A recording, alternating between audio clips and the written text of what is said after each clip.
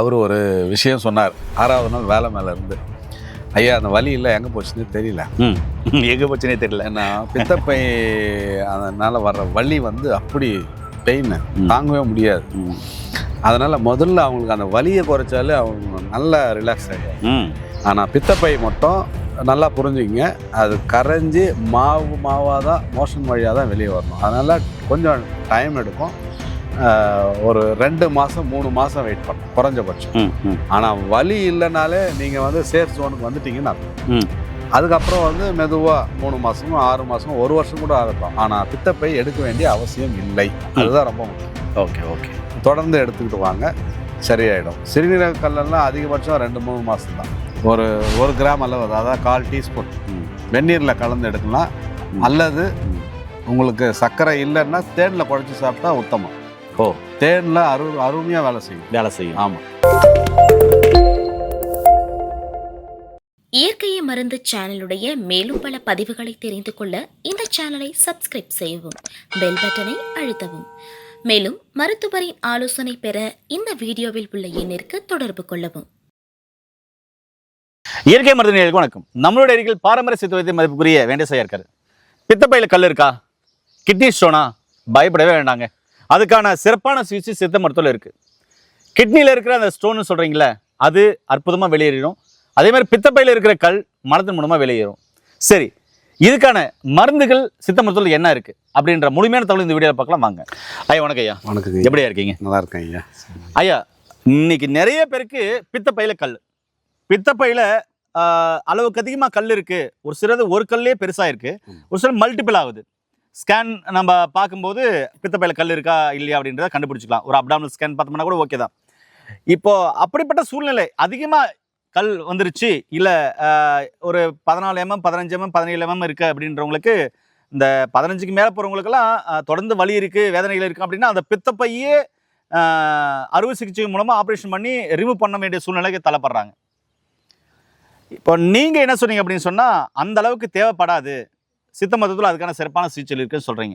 இது ஒன்று. ரெண்டாவது, ஒரு சிலருக்கு கிட்னியில் ஸ்டோன் இருந்தாலையும் ஒரு சிலருக்கு ஒன்றா இருக்குது, பெருசாக இருக்குது, ஒரு சிலர் மல்டிப்பிளாக இருக்குது, ஒரு சிலர் அந்த குழாயில் அடைச்சிருது. இப்படிப்பட்ட பிரச்சனைகளுக்கு சித்த மருத்துவத்தில் சிறப்பான சிகிச்சை இருக்கா?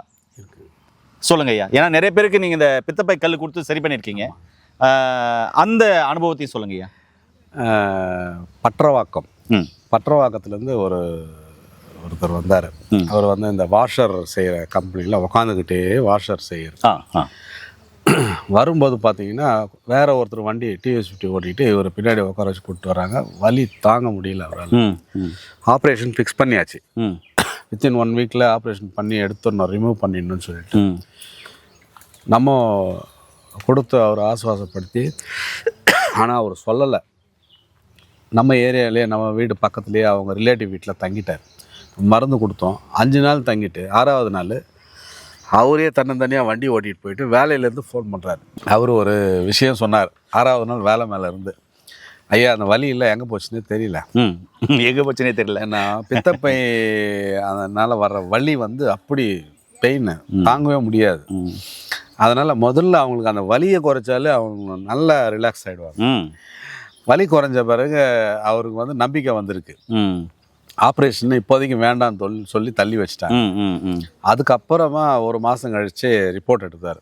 ரிப்போர்ட் எடுக்கும்போது, ஐயா சைஸ் கொஞ்சம் குறைஞ்சிருக்கு, ஆனால் வலி எல்லாம் சுத்தமாக இல்லை இப்போது, அதனால் நான் ஆப்ரேஷனை பண்ணிக்க வேண்டாம்னு நினைக்கிறேன் அப்படின்னு அவர் சொல்லி 4-5 வருஷம் ஆகுது. அடேங்கப்பா. இது வரைக்கும் ஆப்ரேஷன் பண்ணல, பித்தப்பையையும் ரிமூவ் பண்ணலை, நல்லா ஆரோக்கியமாக இருக்கார். அவர் அதுக்கப்புறம் நிறைய பேர் நம்மள்ட்ட அனுப்பிச்சார். என்ன ஒரு விஷயம், சிறுநீரக கல்லுக்கும் பித்தப்பைக்கு கொஞ்சம் கால அளவு ஆகும்.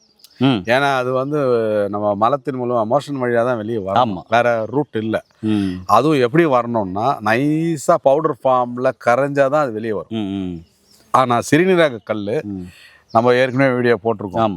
13 mm இருந்தது ஒரு லேடி நர்ஸ், அவங்க 11 mm முழுசாக வெளியே வந்துருச்சு. ஸோ இதில் வாய்ப்பு இருக்குது, கல் உடையாமல் அப்படியே வர்றது கூட வாய்ப்பு இருக்குது சிறுநீரக கல். இந்த மருந்து தான் நம்ம கொடுத்தது அதுக்கும். ஆனால் பித்தப்பை மட்டும் நல்லா புரிஞ்சுக்கங்க, அது கரைஞ்சி மாவாக தான் மோஷன் வழியாக தான் வெளியே வரணும். அதனால் கொஞ்சம் டைம் எடுக்கும். ஒரு 2 மாதம் 3 மாதம் வெயிட் பண்ணணும் குறைஞ்சபட்சம். ஆனால் வலி இல்லைனாலே நீங்கள் வந்து சேஃப் ஜோனுக்கு வந்துட்டீங்கன்னு அர்த்தம். அந்த ஒரு வித்தின் 1 வீக்கில் பார்த்தீங்கன்னா நம்ம மருந்து எடுத்தாங்கன்னா அந்த வலி இல்லாமல் காப்பாற்றிடும் ஃபஸ்ட்டு. அதுக்கப்புறம் வந்து மெதுவாக 3 மாதமும் 6 மாதம் 1 வருஷம் கூட ஆகட்டும். ஆனால் பித்தப்பை எடுக்க வேண்டிய அவசியம் இல்லை. அதுதான் ரொம்ப முக்கியம். ஓகே தொடர்ந்து எடுத்துக்கிட்டு வாங்க, சரியாயிடும். சிறுநீரக கல்லெல்லாம் அதிகபட்சம் 2-3 மாதம் தான், நில்லாயிடும். எத்தனை இருந்தாலும் வெளியே வந்துடும். அது கவலையே பட வேண்டாம் நீங்கள். அது அந்த மாதிரி தானே இது? ஆமாங்க நண்பர்களே, இது கஷாயம். இதுதான் கஷாயம். இந்த கஷாயம் எப்படியா குடிக்கணும்? காலை மாலை 2 வேளை எம்டி ஸ்டமக்கில். காலையில் 1 வேளை வச்சு 2 வேளைக்கு பிரித்து குடிங்க. 300 ml தண்ணி. எல்லா கஷாயத்துக்கும் சொல்கிறேன், அதே மெத்தடு தான்.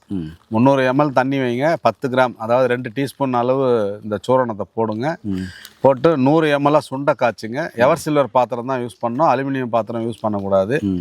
சுண்டை காய்ச்சி வடிகட்டின பிறகு கிடைக்கிற அந்த 100 ml 50 ml காலையில் வெறும் வயிற்றில், மீதி 50 ml மாலை 5 மணி அளவில் நீங்கள் சூடு பண்ணி உள்ளுக்கு எடுத்துங்க. 2 வேளை இந்த கஷாய பொடியை, இந்த கஷாய பொடி 2 வேளை எடுக்கணும். ஆமாம். இதுங்க ஐயா, இது வந்து காலை மாலை 2 வேளை உணவுக்கு முன்னாடி ஒரு 1 கிராம் அளவு, அதாவது 1/4 டீஸ்பூன் வெந்நீரில் கலந்து எடுக்கலாம். அல்லது உங்களுக்கு சர்க்கரை இல்லைன்னா தேனில் குழச்சி சாப்பிட்டா உத்தமம். தேனில் அருமையாக வேலை செய்யும். ஆமாம். இது எந்த அளவுக்கு எடுக்கணும் ஐயா? 1/4 ஸ்பூன் ஐயா, 1 கிராம் அளவு. 1 கிராம் அளவு தேனில் குழச்சி சாப்பிடலாம். நான் என்ன சொல்கிறேன்னா, பித்தப்பை கல்லா கவலையே பட வேண்டாம். ஆப்ரேஷன் பண்ணுற சூழ்நிலை இருக்கிறவங்க கம்பல்சரி ஆப்ரேஷன் பண்ணிக்கோங்க, அது உங்களுடைய விருப்பம் தான். ஆனால் சித்த மருத்துவத்தில் பித்தப்பை கல்லுக்கு அருமையான சிகிச்சை இருக்குது.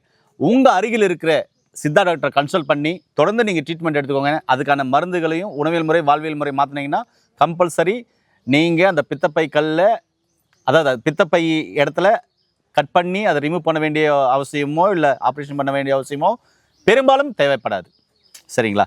அதனால் பித்தப்பை கல்லுக்கு அற்புதமான மருந்து சித்த மருத்துவத்தில் இருக்குது. ஐயா சொன்ன மாதிரி கிட்னி கல்லுக்கும் இது அற்புதமாக வேலை செய்யும். ஒன்று இங்கே சொல்ல ஆசைப்பட்றேன், பித்தப்பை கல் இருக்கிறவங்க நார்த்தங்காய் இருக்கிற இல்லையா, நார்த்தங்காய், இந்த ஆரஞ்சு ஆப்பிள் சாத்துக்குடி மாதிரி நார்த்தங்காய் ஒரு காய், அது ஊறுகாலாம் போடுவாங்க, நார்த்தங்காய் ஊறுகாய். அந்த நார்த்தங்காய் காய் நல்லா புழிஞ்சி காலையில் 1 டம்ளர் சாறு, மதியம் 1 டம்ளர் சாறு, சாயந்தரம் 1 டம்ளர் சாறு, அந்த சாறில் நாட்டு சர்க்கரையை போட்டு கலந்து நீங்கள் தொடர்ந்து குடிச்சிட்டு வந்தீங்கன்னா பித்தப்பை கல் அற்புதமாக மெல்ல கரையிறத கண்கூட நீங்கள் பார்க்கலாம். இது ரொம்ப அற்புதமான ஒரு மருத்துவ முறை. அதே மாதிரி புட்டு இருக்குங்க இல்லையா, புட்டு, அந்த புட்டையும் நீங்கள் உணவில் சேர்த்துட்டு வரலாம். ஐயா, பித்தப்பை கல் உள்ளவங்க என்ன மாதிரியான உணவுகள் எடுக்கக்கூடாது? அதிகமாக அமிலத்தன்மை உள்ளது, கொழுப்பு சார்ந்த உணவுகள் எடுக்கும். ஏன்னா கல் வந்து ஃபார்ம் ஆகுறதே பார்த்தீங்கன்னா அந்த அமிலமும் கொழுப்பும் அதிகமாகும் போது தான் ஸ்டோன் ஃபார்ம் ஆகும். அதனால் கொழுப்பு சார்ந்த உணவுகள், ரொம்ப காரம், மசாலா, வறுத்தது, பொரிச்சது, இதெல்லாம் வந்து கட் பண்ணுங்க, சுத்தமாக கட் பண்ணுங்க. அப்போ தான் குயிக்காக மீண்டும் வெளியே வர முடியும். இன்னொரு தகவல், பித்தப்பையை நீக்கினா எல்லாருக்குமே தெரியும், ஜீரணம் சரியாகாது, வயிறு உப்பசமாக, காலைல சாப்பிட்டீங்கன்னா சாயந்தரம் வரையும் கூட இருக்கும், ஜீரணமே ஆகாது, முழுசாகவே வரும். மலம் போகும்போது மலஜலம் கழிக்கும்போது மலத்தில் செரிக்காமல் உணவு அப்படியே முழுசாக கூட வரும்.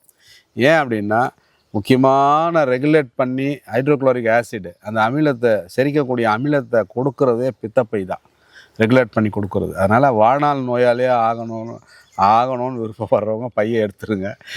நோய் நொடி இல்லாமல் ஆரோக்கியமாக வாழணும்னா பை எடுக்காமல், மேக்சிமம் பை எடுக்காத அளவுக்கு மருந்துகளை எடுத்து சரி பண்ணிக்கோங்க. அதனால் பித்தப்பை நீக்கிறதுங்கிறது அட்வைசபிள் கிடையாது. பர்மனெண்ட்டாக நீங்கள் நோயாளியாக அதுக்கு செரிக்கிறதுக்கு ஏதாவது மருந்து சாப்பிட்டுக்கிட்டே இருக்கணும் டெய்லி, இது தேவையா? அதனால் யோசித்து செய்யுங்க, மேக்ஸிமம் அவாய்ட் பண்ணுங்கள். பித்தப்பை எடுக்கணுங்கிற அவசியம் இல்லை. ஏன்னா நண்பர்களே, இந்த வீடியோ உங்களுக்கு பிடிச்சிருக்குன்னு நினைக்கிறேன். அதனால் சீக்கிரமாக ஐயா சொன்ன மாதிரி செரிமானக்கூடிய உணவுகளை எடுத்துக்கோங்க. நீர் காய்கறிகள் அதிகமாக எடுத்துக்கோங்க. வறுத்தது, பொரிச்சது, ஜங்க் ஃபுட், ஃபாஸ்ட் ஃபுட்டு, அது மாதிரி பஜ்ஜி, போண்டா, இது மாதிரிலாம் எண்ணெய் பலகாரங்கள், அதே மாதிரி கொழுப்பு அதிகமாக உள்ள உணவுகள், சீக்கிரமாக செரிமானமாகாத உணவுகள் எடுக்க வேண்டாம். நிறைய நார்ச்சத்து உள்ள உணவுகளை எடுத்துக்கோங்க. மாவுச்சத்து உள்ள உணவுகளை முடிஞ்ச அளவுக்கு தவிர்த்துருங்க. இந்த வீடியோ பிடிச்சிருக்குன்னு நினைக்கிறேன். அதனால பித்தப்பை கல் உள்ள எல்லாருக்குமே இந்த வீடியோவை ஷேர் பண்ணுங்க, அவங்களுக்கு பயனுள்ளதாக இருக்கும். நல்லதை பகிர்ந்து ஆரோக்கியமான சமுதாயத்தை உருவாக்குவோம். நான் உங்கள் அன்பு சொன்ன ஹரிதாஸ். மீண்டும் இன்னொரு அருமையான பதிவு சந்திக்கலாம். நன்றி, வணக்கம். வணக்கம் ஐயா. ஐயா வணக்கம் ஐயா.